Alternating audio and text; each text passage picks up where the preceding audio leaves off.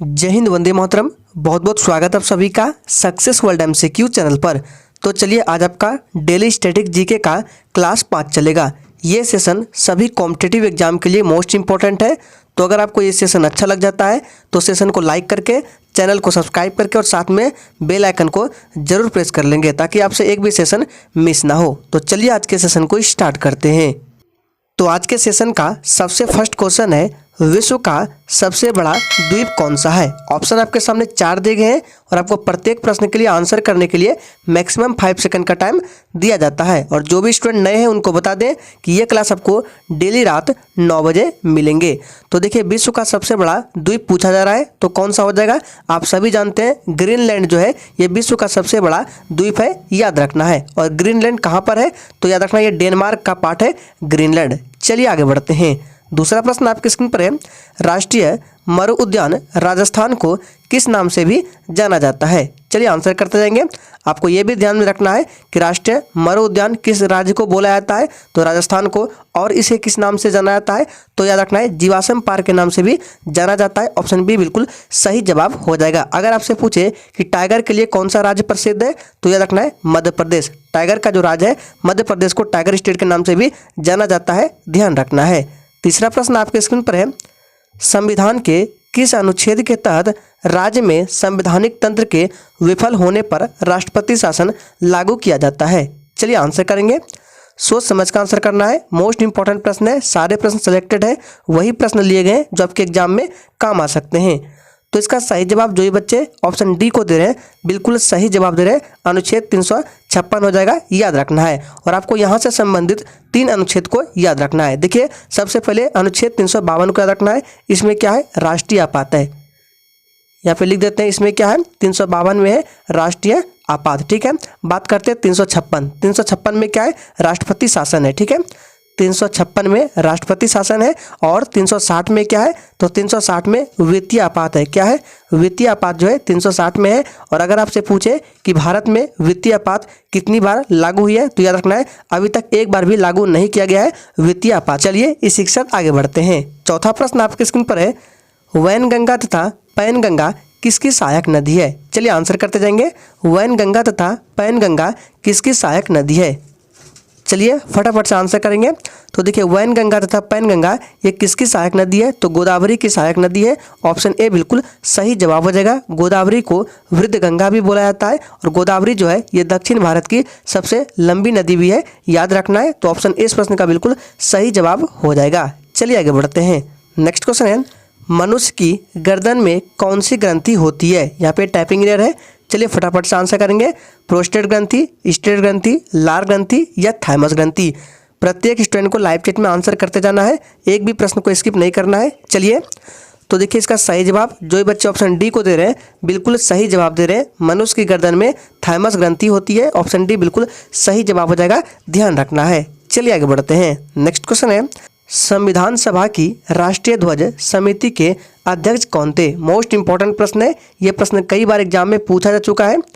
चलिए आंसर करेंगे। संविधान सभा की राष्ट्रीय ध्वज समिति के अध्यक्ष कौन थे तो इसका सही जवाब जो ये बच्चे ऑप्शन ए को दे रहे हैं बिल्कुल सही जवाब दे रहे हैं। डॉक्टर राजेंद्र प्रसाद जो है ये संविधान सभा की राष्ट्रीय ध्वज समिति के अध्यक्ष थे, याद रखना है। और डॉक्टर राजेंद्र प्रसाद ये संविधान सभा के अस्थायी अध्यक्ष भी थे जो कि 11 दिसंबर, याद रखना 11 दिसंबर 1946 ईस्वी को बने थे। अगर आपसे पूछे कि संविधान सभा के अस्थायी अध्यक्ष कौन थे तो याद रखना है डॉक्टर सच्चिदानंद सिन्हा। अगर आपसे पूछे कि संविधान सभा की पहली बैठक कब हुई थी तो याद रखना है पहली बैठक 9 दिसंबर, याद रखना है पहली बैठक 9 दिसंबर 1946 ईस्वी को हुई थी। इसी में डॉक्टर सच्चिदानंद सिन्हा को क्या बनाया गया था, अध्यक्ष बनाया गया था, याद रखना है अस्थायी अध्यक्ष। और 2 दिन बाद 11 दिसंबर 1946 को दूसरा बैठक होता है जिसमें अस्थायी अध्यक्ष कौन थे तो याद रखना है डॉक्टर राजेंद्र प्रसाद थे। नेक्स्ट क्वेश्चन है, अंतर्राष्ट्रीय टाइगर दिवस मनाया जाता है। चलिए आंसर करते जाएंगे।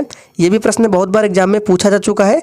अंतर्राष्ट्रीय टाइगर दिवस कब मनाया जाता है तो देखिए इसका सही जवाब जो भी बच्चे बी को दे रहे हैं बिल्कुल सही जवाब दे रहे हैं, 29 जुलाई को अंतर्राष्ट्रीय टाइगर दिवस मनाया जाता है। ऑप्शन बी बिल्कुल सही जवाब हो जाएगा। और याद रखना है पूरे विश्व में टाइगर कहाँ पर सबसे ज़्यादा है, तो देखिए 80 से 90% टाइगर जो है ये हमारे भारत में है, याद रखना है। और भारत में किस राज्य को टाइगर स्टेट के नाम से जाना जाता है, तो मध्य प्रदेश राज्य को। मध्य प्रदेश की राजधानी भोपाल है, याद रखना है। सफ़ेद टाइगर भी यहीं पर मिलता है, ध्यान रखना है।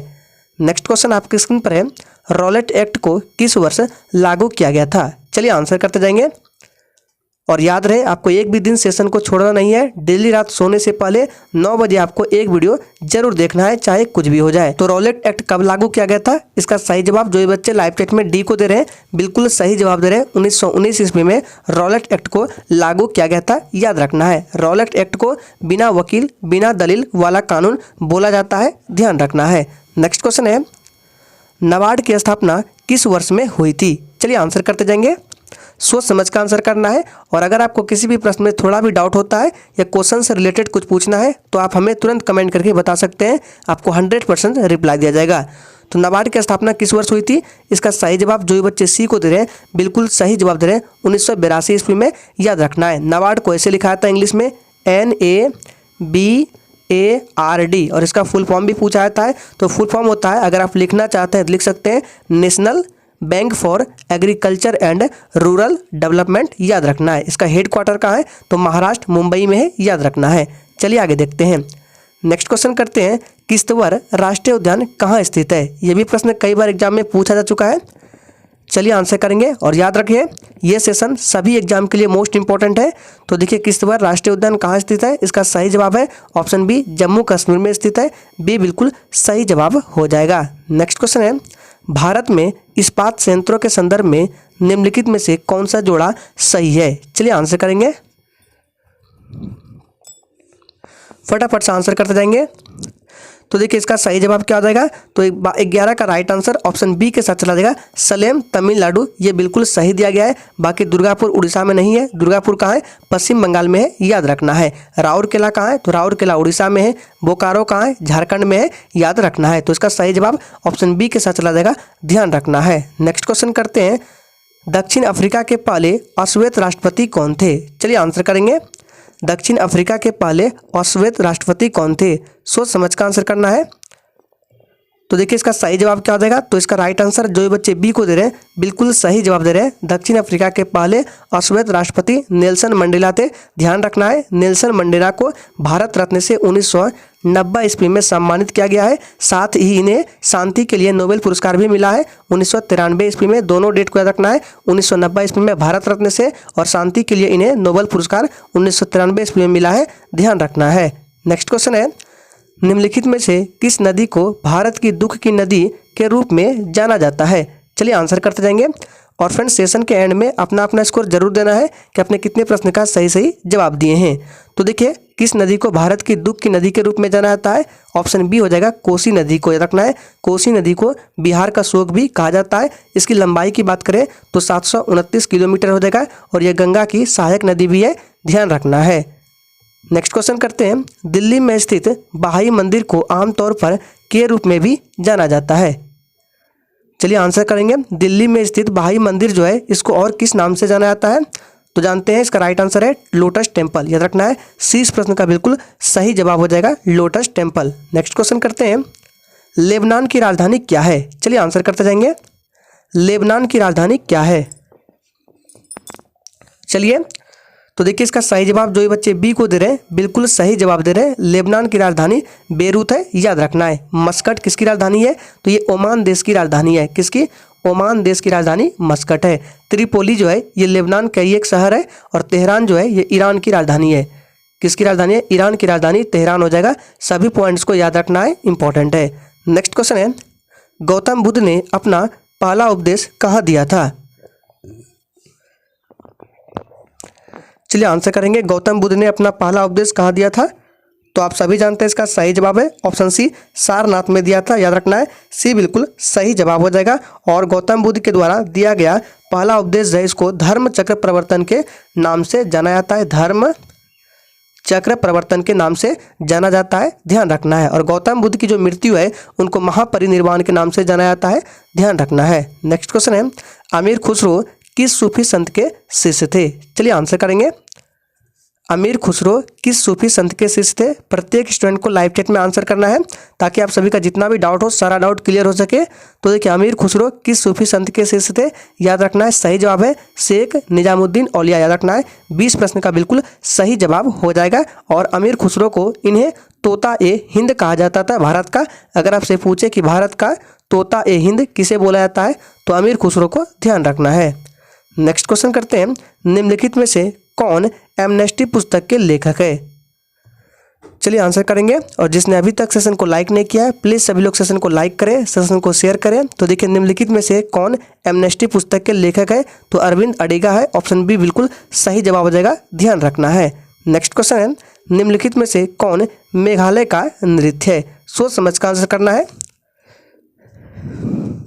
चलिए, निम्नलिखित में से कौन मेघालय का नृत्य है? तो इसका सही जवाब है क्या हो जाएगा? ऑप्शन चला जाएगा ए के साथ, लाहो जो है ये मेघालय का नृत्य है, ऑप्शन ए बिल्कुल सही जवाब हो जाएगा। और नृत्य से संबंधित एक प्रश्न एसएससी के हर बार एग्जाम में पूछा ही जाता है, तो ध्यान रखना है। लाहो किसका है? मेघालय का है। चेराव किसका है? तो याद रखना ये मिजोरम का है चेराव। दलखई किसका है? ओडिशा का है। रंगमा किसका है? नागालैंड का है, ध्यान रखना है। नेक्स्ट क्वेश्चन है, सरहुल पर्व का संबंध किस राज्य से है? चलिए आंसर करेंगे। सरहुल पर्व का संबंध किस राज्य से है? सोच समझ का आंसर करना है। तो देखिए, इसका संबंध झारखंड राज्य से है, ऑप्शन 20 प्रश्न का बिल्कुल सही जवाब हो जाएगा। यह आदिवासियों द्वारा मनाया जाता है, ये भी ध्यान में रखना है। नेक्स्ट क्वेश्चन करते हैं, बीबी का मकबरा कहाँ स्थित है? मोस्ट इंपॉर्टेंट प्रश्न है, चलिए आंसर करेंगे। बीबी का मकबरा कहाँ स्थित है? सोच समझ का आंसर करना है। तो देखिए, ये औरंगाबाद में स्थित है, ऑप्शन सी बिल्कुल सही जवाब हो जाएगा। एक पूछा जाता है हौज खास, ठीक है।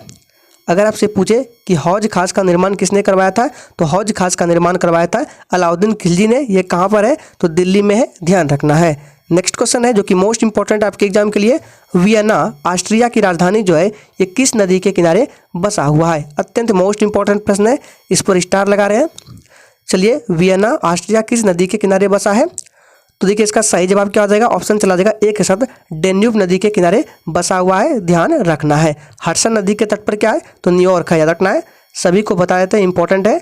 न्यूयॉर्क किस नदी के तट पर है? हडसन नदी के तट पर। लंदन जो है ये टेम्स नदी के तट पर है, याद रखना है। लंदन किसके नदी पर, किस नदी के तट पर? टेम्स नदी। और टाइबर नदी के तट पर कौन सा शहर बसा हुआ है? आप लोग कमेंट करके बताएंगे, देखते हैं कितने बच्चे आंसर करते हैं।